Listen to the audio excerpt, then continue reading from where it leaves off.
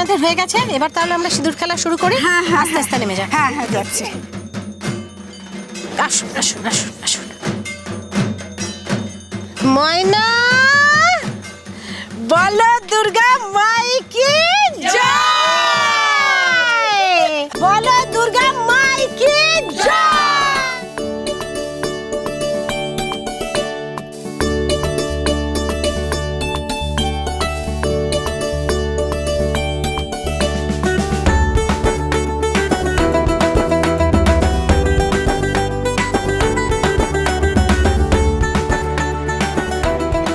আজকে তোরা কি নাচবি? আজকে আমি তো নাচবো, আমার শাশুড়ি মা আমার কথা শুনেছে। চলো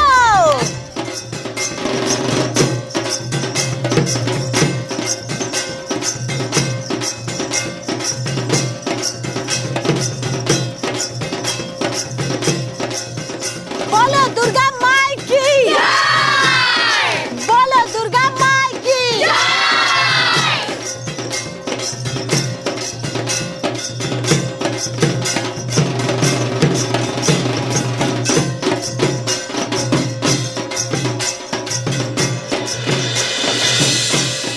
আরে আশ্চর্য, আরে দেখেছো যেই নাচতে শুরু করলো অমনি বাধা সৃষ্টি করছে। তুমি একটা অত্যন্ত জরুরি কাজ করেছো আজকে, তাই না? স্বর্ণাক্ষরে বইতে লিখে যাবে কিন্তু, হ্যাঁ, নইলে আমি বুঝবো কি করে তুমি পত্নী প্রেমী। আর তুমি জানো না তুমি একটা বিপ্লব ঘটিয়ে ফেলেছো। এবছর শুধু কাকিমা আসছেন, পরের বছর অনেক মানুষ আসবেন। আমি তো সেটাই চাই, পুজো সবার জন্য, মা সবার জন্য আসে, তাই না?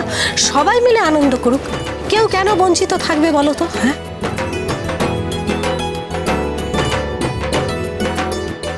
দেখো একটা মানুষ চলে গেছে মানে তো জীবন থেকে উৎসব চলে গেছে তা নয়, আর উৎসবে আনন্দ না করা মানে তো তাকে বেশি করে শ্রদ্ধা জানানো তা তো নয়। শ্রদ্ধা, ভক্তি, ভালোবাসা সব মনের মধ্যে, তার সঙ্গে তো আনন্দ করার সম্পর্ক নেই। আরে বাবা, মানুষের যাতায়াত তো শাশ্বত, এ তো চলতেই থাকবে, তা বলে মানুষ নিজেকে বঞ্চিত করবে? এই কথাটাই তোমাকে বলার চেষ্টা করছি। দেখো আমি তোমার থেকে বয়সে বড়, আমি আগে যাব, কিন্তু তুমি কোনো রকম আনন্দ থেকে নিজেকে বিরত করবে না, তাহলে আমি আনন্দে থাকবো না। উজবুকের মতো কথা বললে না, আমি মাকে ভাষণ দিয়ে সোজা রানাঘাট চলে যাবো। এটা জরুরি কথাই কাজের মধ্যে বলে রাখ। দেখো মা চলে যাচ্ছেন, এমনি আমার মন খারাপ, আমাকে কাঁদিও না কিন্তু। কোজাগরি সকলের একরকম থাকে না, মানুষকে চিরদিন থাকেন। এই যে মা আজকে এরকম একটা চেহারা হয়েছে, কিন্তু মা কি এরকম চেহারা ছিলেন না, কত প্রাণোচ্ছল ছিলেন। আজকে মায়ের একরকম চেহারা হয়েছে, কিন্তু তুমি আমাদের বাড়িতে এসেছো বলে আজকে মা এত আনন্দে আছেন, এত স্বাভাবিকভাবে আছেন। তোমার মতন একজন প্রাণ চঞ্চল মানুষ যে কখনো যৌবনের কাছে, কখনো জীবনী শক্তির কাছে হারেনি, সে তো হারবে না। না, সেটাই আমার তো একমাত্র কামনা। কাউকে না কাউকে আগে যেতে হবে কোজাগরি। সেটা আমি লেডিস ফার্স্ট। একটা জরুরি কথা বলছি, তার মধ্যে এই সমস্ত কথাবার্তা। তোমার কথা ব্যাঙের মাথা তোতা। হ্যাঁ, একটা সেলোটেপ নিয়ে আয় তো।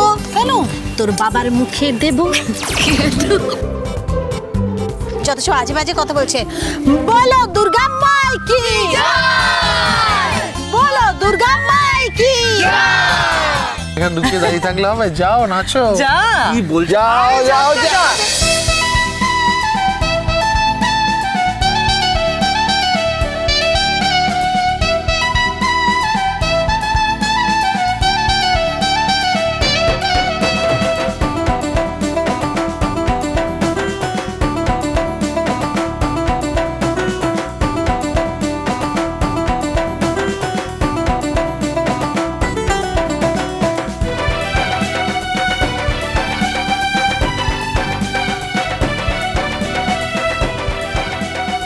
দাঁড়াও দাঁড়াও, বৌদি বৌদি দাঁড়াও, এই মুহূর্তটা ধরে রাখতে হবে একটা ছবি। কোকো কোথায়? কোকো কোথায়? টিটো টিনটিন সবাই আছো তো? চল চল চল। ও বাস। বলো দুর্গা মাই কি জয়, বলো দুর্গা মাই কি জয়, বলো দুর্গা মাই কি জয়।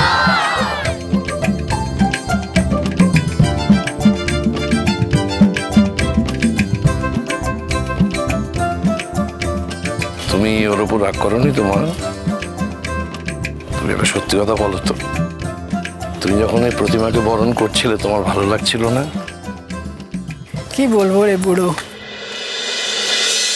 আমার যেন মনে হচ্ছিল আমি আবার নিজেকে চিনতে পারলাম, নিজেকে খুঁজে পেলাম, নিজেকে আবার দেখতে পেলাম। এত বছর এত পুজো হয়েছে, কত আনন্দ হয়েছে, হই হুল্লোড় হয়েছে, সবই দেখেছি, সবই করেছি, কিন্তু সব সময় মনে হয়েছে যেন কিছু একটা নেই। সকলকে জানাই শুভ বিজয়ার শুভেচ্ছা। প্রত্যেকে খুব ভালো থাকো, আনন্দে থাকো, অন্যায় প্রথার বিরুদ্ধে রুখে দাঁড়াবে সব সময়, তার কাছে মাথা নত করবে না, সংসারের মধ্যে শান্তিতে বাস করবে। সংসার করতে গেলে ঠুকিঠাকি লাগে, কিন্তু তার মধ্যেই আমাদের সুন্দর করে আনন্দ করে বাঁচতে হবে। উদ্দালক বাবু, আমি ঠিক বলেছি? তুমি কবে ভুল বলো? মা, আমি বলি, বলো। এমন বউ যেই সংসারে আছে সেই সংসার সুখী না হয়ে থাকতে পারে।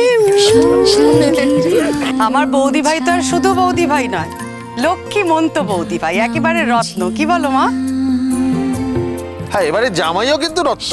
ও বাবা, ও বাবা, আর জামাই তো হীরের টুকরো।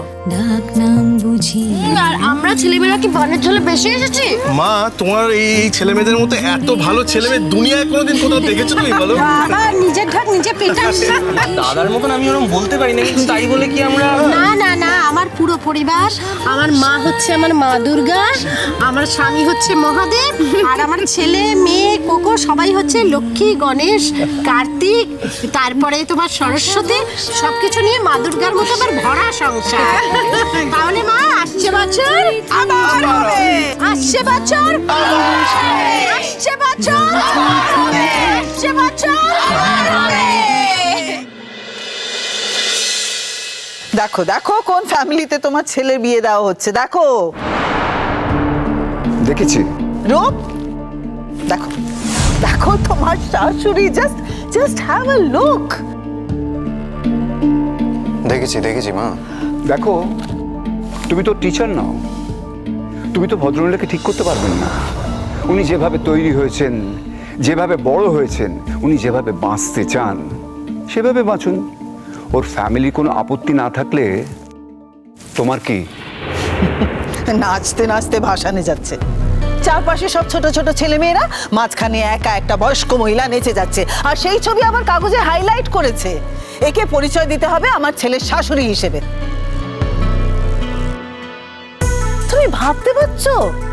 জাস্ট থিঙ্ক, নাকি তোমার বোধ বুদ্ধি একেবারে হারিয়ে গেছে? তোমার একবারও মনে হচ্ছে না যে এই ফ্যামিলিতে ছেলের বিয়ে দেওয়া যাবে না? ছি ছি ছি ছি। রূপ,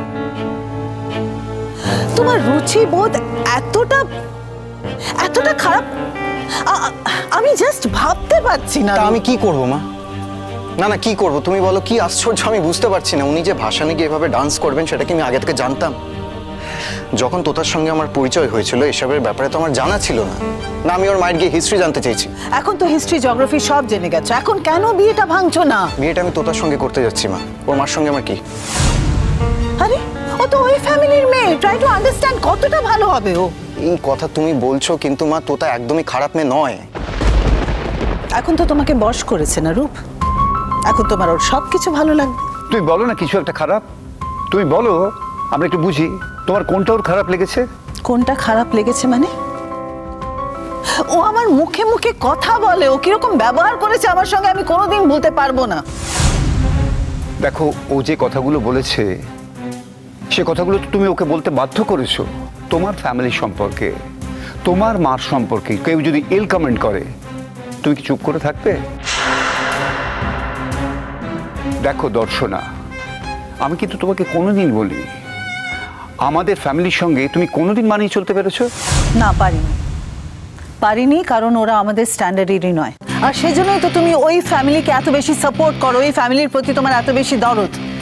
কারণ তুমি যেই ফ্যামিলি থেকে বিলং করো, তুমি যেই ফ্যামিলি থেকে এসেছো, সেই ফ্যামিলির স্ট্যান্ডার্ডই ওই ফ্যামিলির স্ট্যান্ডার্ড, তাই তো? যদি তাই হবে তাহলে তুমি আমাকে অ্যাকসেপ্ট করলে কি করে? জল থই থই জল থই থই ভালোবাসা